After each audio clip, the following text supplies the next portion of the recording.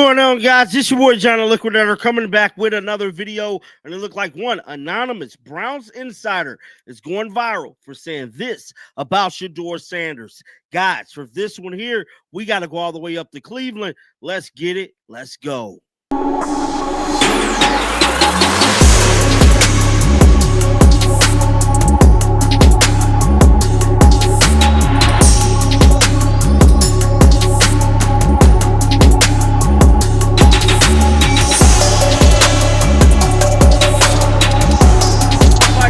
Knew, man, everything that was happening in Cleveland and everything that was being reported was suspect, bro. I just got to keep it real. A lot of this stuff that has been coming out of there was suspect because now, as we're getting closer to the season, it's almost damn near a clear-cut indicator that Shedeur Sanders is about to be QB1, bro. People could say what they want about Joe Flacco. People could say what they want about Kenny Pickett, Dylan Gabriel. I don't give a damn. But one thing I can tell you is clear-cut evidence that Shedeur Sanders is looking like QB1, bro. Now, with all that being said, we know reporters are starting to switch up their stance on Shedeur. People starting to tell it like it is because you want to know why? The truth is never hard to find. It can only last for so long, but the truth shall set you free. Let's head on over to X, man, to check out some of this information right here, man. And real quick, man, I want to let you guys know I am going to be bumping up videos on this channel. I think it's only right to start bumping out videos. Go back to the old school JTL. I'm talking 10, maybe 12 videos a day, bro. Talking about really going in, really pumping this thing up. And, you know, going back to how I used to be, bro. But with all that being said, what you guys are witnessing right here is a Browns insider. He said, an anonymous Browns assistant coach had some high praise for Shedeur Sanders. It stated, in my 15 years in the league, I've never seen a player, let alone a rookie, absolutely dominant and mandatory in many counts the way Shedeur Sanders has been.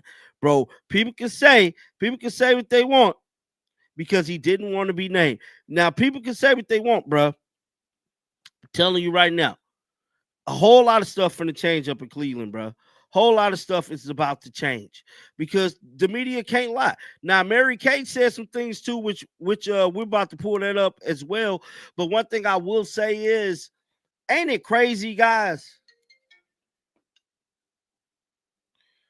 Ain't it crazy what a month could do for you, bro? I mean, like a month could change everything. Now, people singing a totally different tune when it comes to Shedeur Sanders, dog. And it's just a beautiful thing. It truly is a beautiful thing. But with all that being said, let's head on over to YouTube.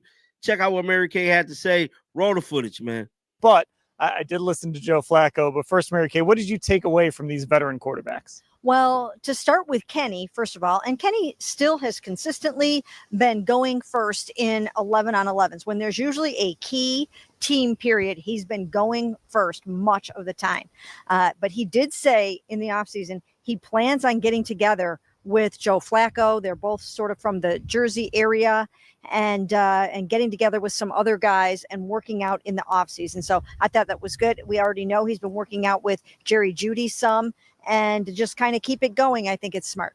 And Ashley, just Joe Flacco, I don't know, it was just a very dad-like press conference from Joe Flacco. He talked about his thoughts on vacation, telling stories. Again, just every time Joe Flacco talks, you can just tell why he's happy to be back here, still playing football. And I'm convinced he might just play this game till he's 60 if he can. I mean, my gosh, Joe Flacco is a storyteller talking about, you know, how different it was when he first came into the league versus for young guys like Shedeur and Dylan Gabriel now, and about how he can remember being in the Ravens cafeteria and the first time he heard another player talk about Twitter and he had to be like, what's that? Totally different world for him, but I think it just kind of, again, gave some perspective into who Joe Flacco is, why he's so valuable. I mean, the last 2 days, you've really heard multiple people talk about the diversity of experiences in that quarterback room. And I think it really doesn't get much more diverse than what the Browns have right now. And Joe's lengthy experience in the league is a big part of that.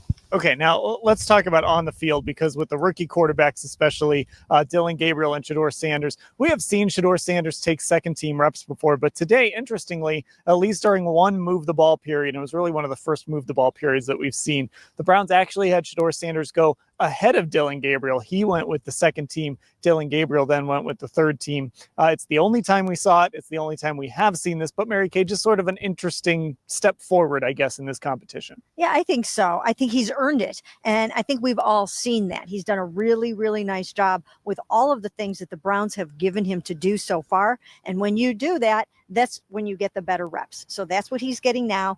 Good for him. We'll see how it goes tomorrow. But they are also abiding by their promise to mix and match and to let all these guys have an opportunity to win this job.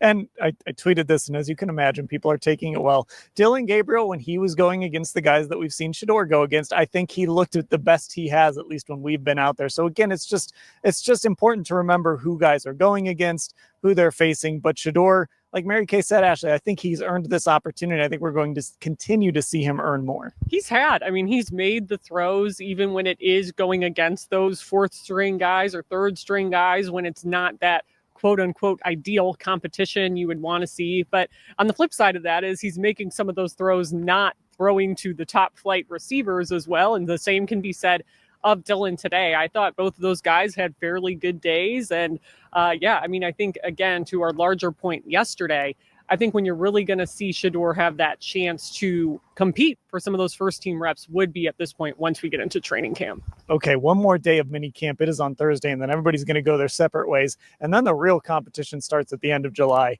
in training camp. We will cover the rest of mini camp, everything in between mini camp and training camp, all at cleveland.com. Mary Kay today on our podcast, speaking about Shedeur Sanders, but just like I stated, the reporters can only lie for so long, man. The truth shall set you free. Get down in the comment section. Let me know y'all thoughts about this. And I'm telling you right now, it's going to be a whole lot of BTA in this genre because I'm coming for the #1 spot. And like always, until next time, shake the haters off. I'm out of here. Peace out. You coming. You should have seen by now. Coming. Yeah, they talking about it. We coming. They doubting us.